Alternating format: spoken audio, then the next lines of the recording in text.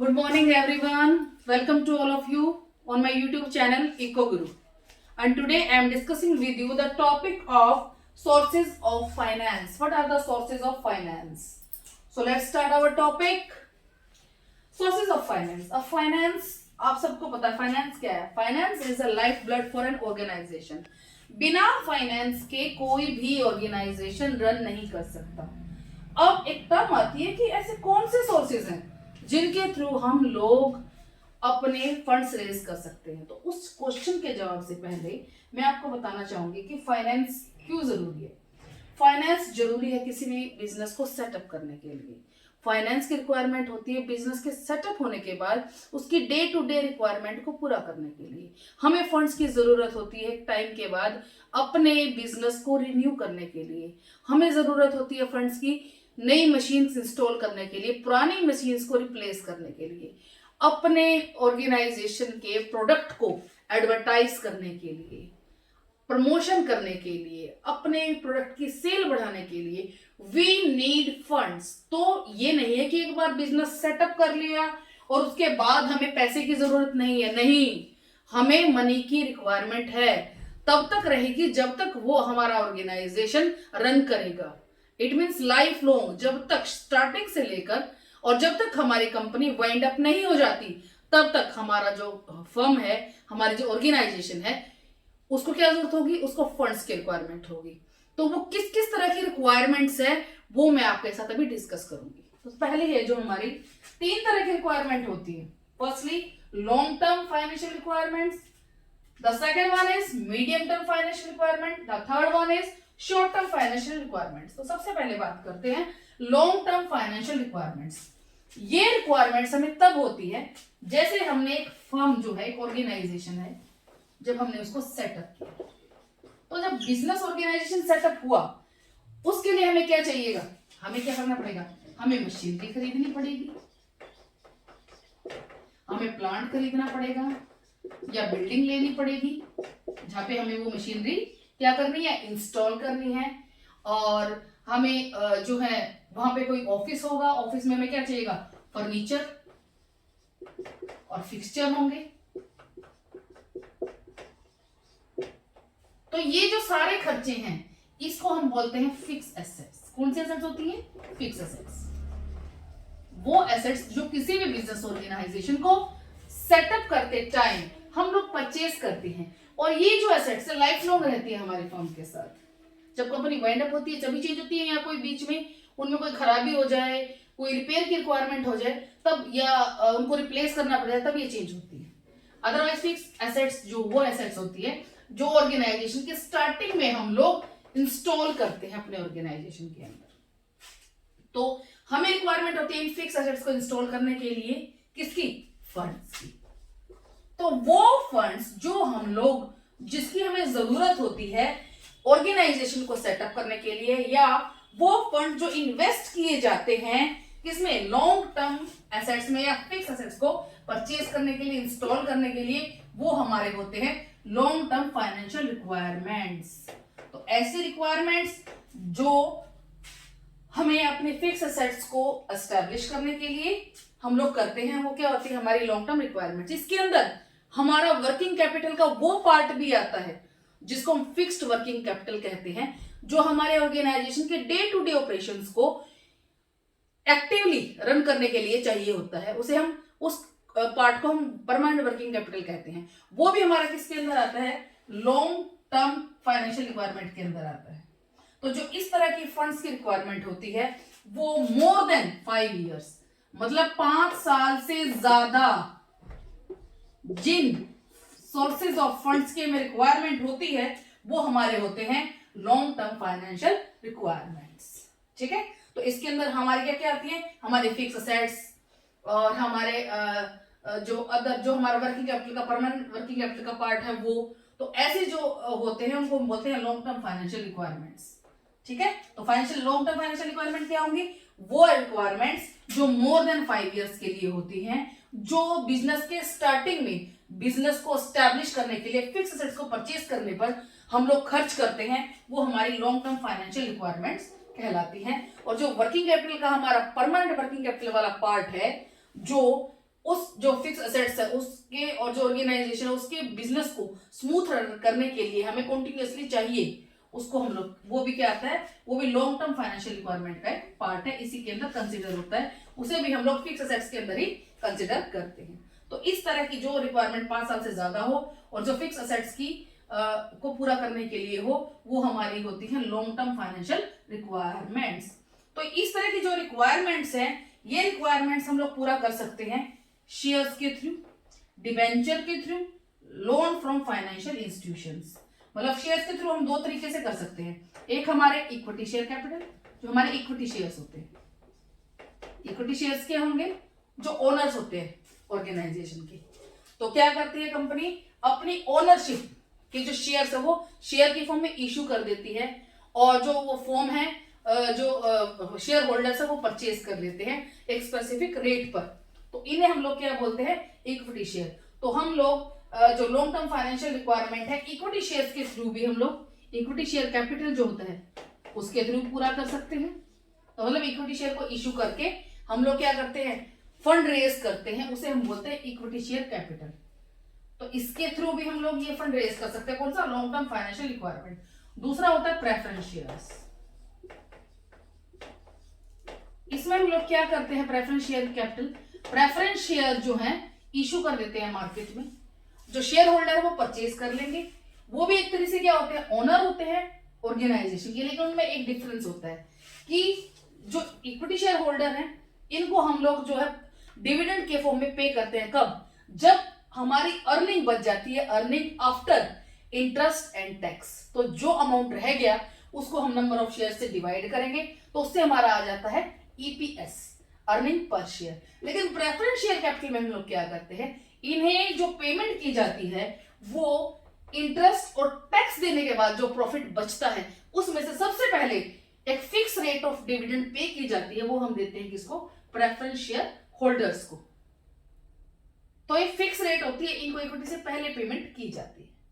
तो इन दो तरीकों से हम लोग लॉन्ग टर्म फाइनेंशियल रिक्वायरमेंट्स को पूरा करने के लिए, ये दो सोर्सेज है, शेयर्स एक सोर्सेज है, शेयर्स के अंदर इसके दो पार्ट है, इक्विटी शेयर और प्रेफरेंस शेयर। इन शेयर्स को मार्केट में इशू करके फर्म जो है लॉन्ग टर्म के लिए अपने कंपनी के लिए क्या कर सकती है, फंड रेज कर सकती है। इंडिया में जितने भी बिजनेस है, जितने बड़े छोटे, खासकर जो बड़ी बड़ी फर्म्स है, वो इन्हीं सोर्सेज से, खासकर शेयर्स से क्या करती है, अपने फंड रेज करती है। इतनी बड़ी जो शेयर मार्केट चल रही है, हमारा सेंसेक्स और निफ्टी, इसके अंदर जितनी कंपनीज आती है वो सभी इसको as a primary source use करते हैं। तो ये हमारा एक सोर्स हो गया फंड रेज करने का लॉन्ग टर्म के लिए, शॉर्ट टर्म के लिए नहीं, लॉन्ग टर्म के लिए। फिर आता है डिबेंचर। डिबेंचर भी क्या होता है, ये एक तरीके से लोन होता है कंपनी के लिए, लोन कहो और डेट कहो। इसमें क्या होता है, कंपनी एक फिक्स रेट ऑफ इंटरेस्ट पर डेट डिबेंचर इशू करती है मार्केट में। तो लोग क्या करते हैं, उन डिबेंचर्स को पब्लिक क्या करती है, परचेज कर लेती है, और उसके बदले में मतलब प्रिंसिपल अमाउंट फर्म को देंगे और उसके बदले में एक रेट ऑफ इंटरेस्ट कंपनी से हर साल चार्ज करेंगे। तो रेट ऑफ इंटरेस्ट के रूप में उनको एक इनकम होगी हर साल, चाहे कंपनी को प्रॉफिट हो चाहे लॉस हो। ये रेट ऑफ इंटरेस्ट है जो डिबेंचर होल्डर को, कंपनी को पे करना ही पड़ेगा। शेयर्स के साथ ऐसा नहीं है, शेयर्स में तो तभी पे करते हैं जब कंपनी को प्रॉफिट हो, अदरवाइज उनको कोई भी अर्निंग नहीं होती। तो उनका जो है शेयर्स, इनका रिस्क ज्यादा होता है तो इनकी रिटर्न भी ज्यादा होती है। कई बार क्या होता है, बहुत ज्यादा प्रॉफिट हो जाता है तो उनका जो ईपीएस होगा, जो डिविडेंड रेट होगी वो ज्यादा होगी। और अगर कई बार क्या होता है, फर्म के पास कुछ बचता ही नहीं तो क्या होगा, उनका लॉस भी ज्यादा है, रिस्क भी ज्यादा है तो रिटर्न भी ज्यादा है। डिबेंचर का क्या है, रिस्क कम है तो रिटर्न भी क्या है, एवरेज ये कम है, एक फिक्स रेट पर मिलता है, चाहे कंपनी को प्रॉफिट हो चाहे लॉस हो, उनको अपना जो रेट ऑफ इंटरेस्ट है वो मिलेगा ही मिलेगा। तो जो दूसरा सोर्स होता है, और ये चीपर सोर्स होता है, this is the cheaper source of raising fund. तो most of the companies shares को, डिबेंचर को, लॉन्ग टर्म फाइनेंशियल जो रिक्वायरमेंट है उनको पूरा करने के लिए इन दो सोर्सेज से फंड्स रेज करते हैं। तीसरा है लोन्स फ्रॉम फाइनेंशियल इंस्टीट्यूशंस, कि हम लोग लोन जो है फाइनेंशियल इंस्टीट्यूशन से रेज कर लें। कि कई बार क्या करते हैं कंपनीज, क्या करती है, बाहर से बैंक्स वगैरह से क्या करती है, लोन ले लेती, लेकिन ये क्या होता है, ये थोड़ा महंगा होता है, क्योंकि वहां पर क्या होता है, कंपोजिट इंटरेस्ट चार्ज करता है बैंक। ठीक है, क्योंकि बैंक का एक रूल है, जब भी आप अपनी एफडी कराओगे, फिक्स डिपॉजिट कराओगे, तो आपको इंटरेस्ट कम देगा। लेकिन अगर आप लोग वहां से लोन लोगे तो क्या करेगा, आपके ऊपर चार्जेस डबल हो जाएंगे। तो इसलिए जो, लेकिन फिर भी एक सोर्स है, अगर मान लीजिए कोई कंपनी शेयर से डिबेंचर के थ्रू फंड रेज नहीं करती तो वो किसे, फाइनेंशियल इंस्टीट्यूशन या बैंक वगैरह से लोन ले सकता है। तो ये 3 सोर्सेज हैं मेन, एक शेयर्स, एक डिबेंचर और लोन फ्रॉम फाइनेंशियल इंस्टीट्यूशन। इनको यूज करके कोई भी फर्म क्या कर सकती है, अपने लॉन्ग टर्म फाइनेंशियल रिक्वायरमेंट्स को पूरा कर सकती है। तो लॉन्ग टर्म फंड जो रेज किए जाते हैं वो इसके थ्रू ही किए जाते हैं। These are the sources. ठीक है, अंडरस्टैंड।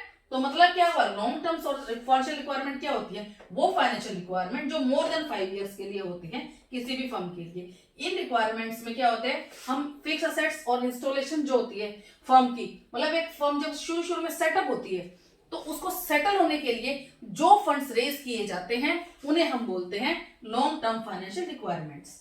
अब इसके कौन कौन से सोर्सेज है, इसके 3 सोर्सेज है, एक शेयर्स, एक डिबेंचर्स, एक loan from financial institution. Share में भी क्या करते हैं, 2 तरीके से रेज किया जा सकता है फंड, एक इक्विटी शेयर के थ्रू, एक प्रेफरेंस शेयर के थ्रू। फिर आता है डिबेंचर। डिबेंचर में क्या होता है, मार्केट में डेट डिबेंचर इशू किए जाते हैं, एक तरह का लोन होता है जो डिबेंचर होल्डर कंपनी को देते हैं और उसके बदले में एक fix rate of interest charge करते हैं। एक होता है फाइनेंशियल इंस्टीट्यूशंस, तो ये बैंक वगैरह लोन अगर इनसे ना मिले तो कोई कंपनी होती है वो बैंक से लोन रेज करती है, और कई कंपनी होती है जो इन तीनों के कॉम्बिनेशन से फंड रेज कर लेती है। ये वाले 21 कॉम्बिनेशन कौन सा फंड रेज होता है, किस सिचुएशन में होता है, ये मैं आपको पढ़ाऊंगी। आपके एक चैप्टर, एक टॉपिक है capital structure, very very important topic from net exam point of view. तो ये मैं आपको उसके अंदर बताऊंगी कि कैसे कैसे कॉम्बिनेशन बनता है और फर्म्स किस स्ट्रक्चर में इसको फंड्स को रेज करती हैं। ठीक है, तो अब हम दूसरी तरफ चलते हैं। हमारा आता है मीडियम टर्म फाइनेंशियल रिक्वायरमेंट्स। तो मीडियम टर्म फाइनेंशियल रिक्वायरमेंट्स वो रिक्वायरमेंट्स होती है जिनका टाइम पीरियड जो होता है वो 1 से 5 साल के लिए होता है, मतलब पहले 5 साल। ठीक है, कई बार क्या होता है, ये कई बार 5 से 7 साल भी हो जाता है, 5 to 7 ईयर भी कई बार हो जाता है। तो ये वो रिक्वायरमेंट्स है जो फर्म को, अब फर्म सेटअप हो गई लेकिन उस फर्म के जो वर्क एफिशिएंसी है, उसके ऑपरेशंस है, उनको कंटिन्यूअसली रन करने के लिए हमें जिन फंड्स की रिक्वायरमेंट होती है वो हमारे होते हैं मीडियम टर्म फाइनेंशियल रिक्वायरमेंट्स। तो मीडियम टर्म फाइनेंशियल रिक्वायरमेंट में क्या होता है, जैसे कंपनी ने प्रोडक्शन शुरू कर दी लेकिन उसको सेल करना है, उसके लिए क्या करना पड़ेगा, उसके लिए हमें चाहिए मार्केट। तो बेटे मार्केट के लिए हम लोग क्या करेंगे, हम लोग एडवर्टाइजमेंट करेंगे, प्रमोशन करेंगे। तो प्रमोशन जो एक्सपेंसेस होते हैं, एडवर्टाइजमेंट एक्सपेंसेस होते हैं, उसको करने के लिए हम रिसर्च और डेवलपमेंट करेंगे। रिसर्च करेंगे ना कि कौन सी मार्केट में जाना है, कहां पर नेशनल में बेचनी है चीजें या इंटरनेशनल में या डोमेस्टिक लेवल पे हमें सेल करनी है। ठीक है, तो वो सारे चार्जेस जो होते हैं प्रमोशन के लिए, जो प्रमोशनल एक्सपेंसेस होते हैं, एडवर्टाइजमेंट एक्सपेंसेस होते हैं, और जो आपके रिसर्च एंड डेवलपमेंट एक्सपेंसेस होते हैं, या आपकी जो फर्म है उसमें कोई मशीन चलते चलते टूट गई, उसको रिप्लेस करना पड़ जाए, उसके लिए फंड की जरूरत होती है, या कोई जो मशीनें चल रही हैं उनकी बार बार रिपेयर, उनकी सर्विस के लिए जो खर्चे होते हैं, वो सारे जो एक्सपेंसेस होते हैं वो हमारे किसमें आते हैं, मीडियम टर्म फाइनेंशियल रिक्वायरमेंट्स के अंदर आते हैं। इन्हें हम लोग कहां से रेज करते हैं, या तो बैंक के लोन से या पब्लिक के डिपॉजिट्स। ठीक है, देन आता है हमारा शॉर्ट टर्म फाइनेंशियल रिक्वायरमेंट्स। तो शॉर्ट टर्म फाइनेंशियल रिक्वायरमेंट जो होती हैं इनको हम वर्किंग कैपिटल रिक्वायरमेंट भी बोलते हैं। Working capital requirement, very very important topic. इसके लिए अलग से एक चैप्टर भी है जो मैं आपको कराऊंगी। तो यहां हम डिस्कस करते हैं शॉर्ट टर्म फाइनेंशियल रिक्वायरमेंट। एक फर्म एस्टेब्लिश होगी, रिसर्च एंड डेवलपमेंट हो गया, हमें मार्केट मिल गई, अब क्या होगा बेटा, प्रोडक्शन स्टार्ट हो गया, सेल शुरू हो गई। तो उस प्रोडक्शन से सेल तक बीच में जो एक्टिविटीज होती हैं उनके लिए भी क्या चाहिए, फंड चाहिए। तो उसको हम बोलते हैं शॉर्ट टर्म फाइनेंशियल रिक्वायरमेंट्स। मतलब शॉर्ट टर्म फाइनेंशियल रिक्वायरमेंट क्या होता है, वो रिक्वायरमेंट जो जिसका टाइम पीरियड जो होता है वो 0 से 1 ईयर होता है, उन्हें हम बोलते हैं वर्किंग कैपिटल रिक्वायरमेंट। आप इन शॉर्ट आप कह सकते हो working capital is that capital which is required to meet our day-to-day expense requirements. This is known as working capital requirement. Working capital is very essential for the smooth and efficient running of the business. तो ये होती है हमारी working capital requirement और short term financial requirement. अब इस requirement को हम पूरा कर सकते हैं कैसे? Short term advances from banks, bank से छोटे टर्म के लोन ले सकते हैं जो 1 साल से कम टर्म के लोन होते हैं, 6 महीने के लिए, 8 महीने के लिए। तो आप एक फिक्स इंटरेस्ट रेट पे क्या करते हो? लोन ले लेते हो। दूसरा एडवांसेस फ्रॉम कस्टमर्स, जो कस्टमर हमें रॉ मटेरियल सप्लाई कर रहा है, जो हमें स्टेशनरी सप्लाई कर रहा है, जो हमारे डे टू डे रिक्वायरमेंट की चीजें हमें सप्लाई कर रहा है, तो हम लोग क्या कर सकते हैं? उनसे क्रेडिट परचेज कर सकते हैं, मतलब उधारी पर परचेज कर सकते हैं। ठीक है, तो इससे भी क्या होगा? हमारी रिक्वायरमेंट पूरी होगी, हमने क्रेडिट परचेज किया। जैसे ही हमने सेल की, सेल के बाद हमारे पास क्या आया? कस्टमर से पैसा आया, तो हम लोग क्या करेंगे? वो उधारी वहां पे चुकता कर देंगे। ठीक है, एक दूसरा सोर्स है एडवांसेस फ्रॉम कस्टमर्स। हम क्लाइंट से एडवांस में पैसा ले लेते हैं कई बार कि जी आप हमें एडवांस में दे जाइए, तो उसके बाद उस पैसे को हम इन्वेस्ट कर देते हैं किसके पास? फिर उसी कस्टमर का प्रोडक्ट बनाने में। तो ये हमारा क्या हो गया? Advances from customers. एक होता है commercial papers. Commercial paper market में शॉर्ट टर्म इंस्ट्रूमेंट होते हैं जिन्हें मार्केट में हम इश्यू करके, कंपनी जो होती है वो क्या करती है? अपने कमर्शियल पेपर्स को मार्केट में इश्यू करके फंड्स रेज कर सकती है। ये भी क्या होते हैं? शॉर्ट टर्म एक्सपेंसेस होते हैं। तो शॉर्ट टर्म फाइनेंशियल रिक्वायरमेंट्स को, जो फंड्स है उनको हम लोग रेज कर सकते हैं किसके through? Short term advances from bank से छोटे टाइम के लिए लोन लेके, फिर एडवांसेस फ्रॉम कस्टमर, जिन क्लाइंट्स को हमने चीजें सेल करनी है, जिसको हमने बेचना है, होलसेलर को देना है, तो वहां से उन होलसेलर से कि जी मैंने आपको 1 लाख यूनिट देनी है, आप एक काम करिए, आप 1 लाख यूनिट मान लीजिए आपकी 10 लाख की थी, आप 5 लाख मुझे एडवांस दे दीजिए, 5 लाख आप डिलीवरी के बाद ले लेना। तो वो जो पैसा आएगा उसको भी हम लोग क्या करती है कंपनी? उसको भी यूज करती है as a short term capital और वर्किंग कैपिटल। फिर क्रेडिट परचेज, जो हमें सप्लायर होते हैं उनसे हम लोग उनपे कैश में पेमेंट ना करके हम लोग क्या करें? उधार पे, क्रेडिट पे माल ले लें, और जब हमारी सेल हो जाती है, हमारे डेटर से हमारे पास पैसा आता है, तो हम लोग क्या करते हैं? उसके पेमेंट कर देते हैं, और एक कॉमर्शियल पेपर से रेस करके। तो ये हमारे क्या थे? ये है हमारे लॉन्ग टर्म फाइनेंशियल रिक्वायरमेंट के सोर्सेज, ये मीडियम टर्म फाइनेंशियल रिक्वायरमेंट के सोर्सेज, और एक हमारे शॉर्ट टर्म फाइनेंशियल रिक्वायरमेंट के sources. Now we discuss in detail the long term sources of finance. Actually मैं इसलिए डिटेल में करवा रही हूँ बेटा, इनमें से कई बार ना क्वेश्चन आ जाता है एग्जाम में, तो आप लोग कंफ्यूज ना हो, आपको अपनी कंसेप्ट क्लैरिटी हो, तो इसलिए मैं आपको डिटेल में करवा रही हूँ। लॉन्ग टर्म सोर्सेज में मैंने आपको क्या बताया था कि हम लोग फंड रेज कर सकते हैं लॉन्ग टर्म, किससे? इक्विटी शेयर कैपिटल से, प्रेफरेंस शेयर से और डिबेंचर से। अब एक्चुअल में ये क्या है? Equity share. इक्विटी शेयर क्या होते हैं बेटे? एक्चुअल में इनको ऑर्डिनरी शेयर भी कहते हैं। ये क्या होते हैं? एक ओनर ही होते हैं कंपनी के। इक्विटी शेयर होल्डर जो होते हैं वो ओनर्स होते हैं कंपनी के। ये जब कंपनी स्टार्ट होती है तो अपना इक्विटी के जो शेयर कैपिटल है वो कंपनी के अंदर इन्वेस्ट करते हैं। तो जो कंपनी का एक बेस होता है ना, वो कौन बनाता है? वो आपके इक्विटी शेयर होल्डर्स बनाते हैं।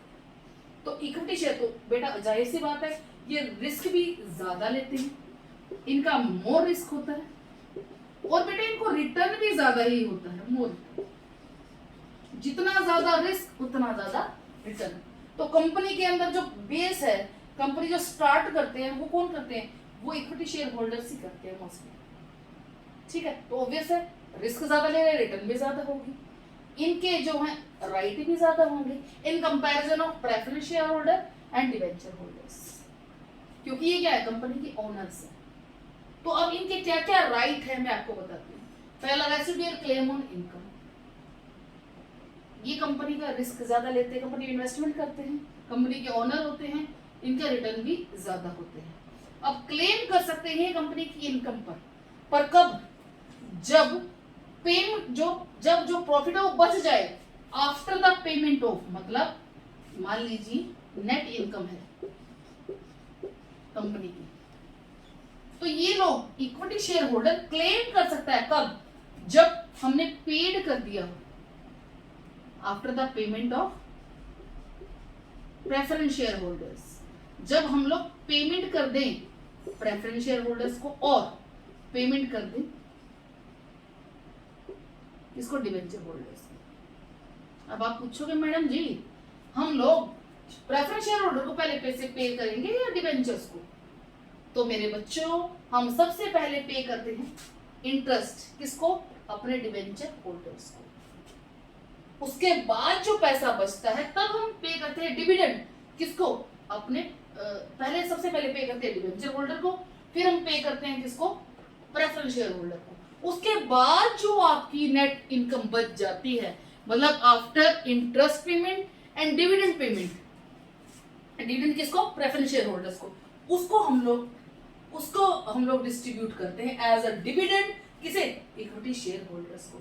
It means equity share holder can claim on income after the payment of debenture holders and after the payment of preference share holders dividend. Understand. दूसरा, residual claim on assets, asset पे भी claim कर सकते हैं। मान लीजिए company wind up हो रही है तो इक्विटी शेयर होल्डर ओनर है कंपनी के, तो ऑब्वियस है वो लोग क्लेम कर सकते हैं एसेट पर कब, जब पेमेंट हो जाए किसे, डिवेंचर होल्डर को उसके इंटरेस्ट की, चाहे वो उसका पहले का इंटरेस्ट रहता हो कुछ सालों का या उसका अभी का इंटरेस्ट हो, और एक प्रिंसिपल अमाउंट जो डिवेंचर होल्डर ने प्रिंसिपल अमाउंट लगाया वो रिपेमेंट करके विद इंटरेस्ट, उसके बाद जो पैसा बचता है, जो एसेट बचती है, फिर उसको हम सेल करेंगे, फिर पेमेंट करेंगे किसकी, प्रेफरेंस शेयर होल्डर के डिविडेंड की। फिर जो एसेट बच जाती है that asset can be distributed among equity share holders. वो डिपेंड करता है उनके रेशो पे कि किसको एसेट्स के अंदर क्या क्या लेना है, या एसेट को सारी को सेल करके पेमेंट करने के बाद डिवेंचर और प्रेफरेंस को जो बच जाता है उसको वो उस पर वो क्लेम कर सकते हैं, कौन, equity share holders. Then right to control. अब इक्विटी शेयर होल्डर्स कंपनी के फाउंडर हैं, उन्होंने कंपनी को एस्टैब्लिश किया है, उन्होंने रिस्क लिया, उन्हीं का रिटर्न ज्यादा है, वही इनकम को क्लेम कर रहे हैं वही एसेट पे, तो ऑब्वियस है बेटा उनका कंट्रोल भी होगा। वो अपॉइंट कर सकते हैं बोर्ड ऑफ डायरेक्टर्स को, उनको मीटिंग करने का राइट है, उन्हें कंपनी में इन्वेस्ट करने का राइट है, उन्हें प्रीएम्प्टिव राइट है। मतलब अब इक्विटी शेयर होल्डर जो हैं वो जो पहले से होल्डर है वो उतने ही परसेंटेज में क्या कर सकते हैं और परचेज कर सकते हैं, और जो नए इशू इक्विटी शेयर उन्हें परचेज कर सकते हैं। प्रीएम्प्टिव राइट यही आ गया कि मतलब जो ऑलरेडी इक्विटी शेयर होल्डर, मान लीजिए प्रीएम्प्टिव राइट्स कौन से होते हैं, प्रीएम्प्टिव राइट्स मतलब एक जो कंपनी है वो अपने इक्विटी शेयर होल्डर्स को सिक्योरिटी देने के लिए उन्हें एक राइट देती है कि भाई वो जो नए इक्विटी शेयर मार्केट में इशू है फंड रेज करने के लिए वो उन्हें परचेज कर सकते हैं, उसे हम बोलते हैं राइट टू परचेज या प्रीएम्प्टिव राइट। जैसे लेकिन ये डिपेंड करता है कि किस परसेंटेज में वो क्या कर सकते हैं, परचेज कर सकते हैं, उनके ऑलरेडी जो इक्विटी शेयर है होल्डर है उनका कितना परसेंटेज इक्विटी शेयर्स के उन्होंने परचेज किए हुए उस पर। जैसे कोई मान लीजिए एक बंदा है एक्स, वो शेयर होल्डर है कंपनी का, और उसके पास जो इक्विटी शेयर राइट्स है वो 2% है, मतलब उसने जितना इक्विटी शेयर होल्डर है कंपनी का टोटल में से 2% का ओनरशिप उस एक्स के पास है, और कंपनी अब नए मार्केट में और फंड रेज करने के लिए क्या करती है, मार्केट में नए शेयर इशू करती है, तो मिस्टर एक्स को राइट है कि वो 2% ही परचेज कर सकता है, तो इसे हम बोलते हैं प्री एम्प्टिव राइट।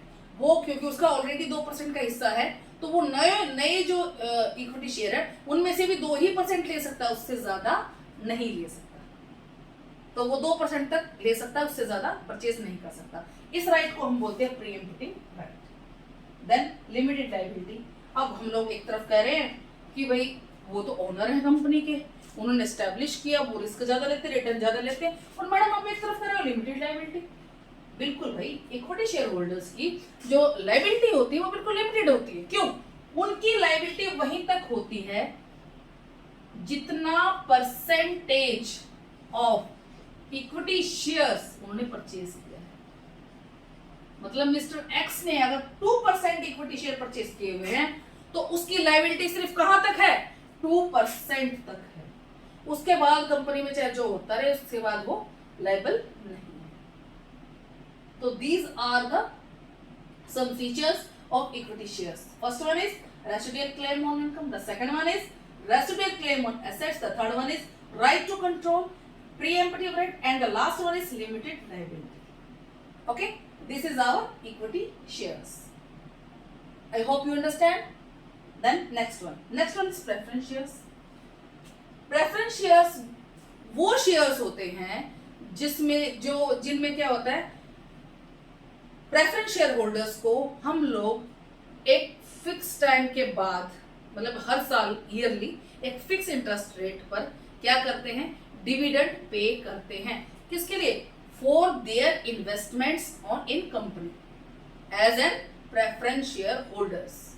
तो उसके लिए एज अ रिवॉर्ड हम लोग उनको क्या देते हैं, एक डिविडेंड देते हैं.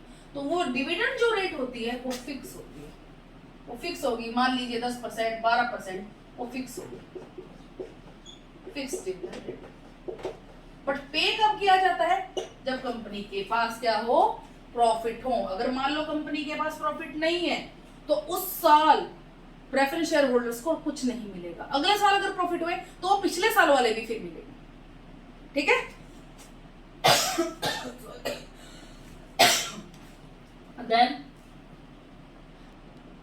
then features. Claim on income. Preference share holders claim कर सकते हैं इनकम पर. कब? डिवेंचर होल्डर को पेमेंट के बाद और इक्विटी शेयर होल्डर्स को डिविडेंड डिस्ट्रीब्यूट करने से पहले. तो उनका राइट होता है कि वो इनकम पर क्या कर सकते हैं, क्लेम कर सकते हैं. वो मांग सकते हैं कि भी हमें हमारे जो डिविडेंड है, चाहे वो पास्ट ईयर्स के हैं चाहे वो करंट ईयर के हैं, हमें पे किए जाए.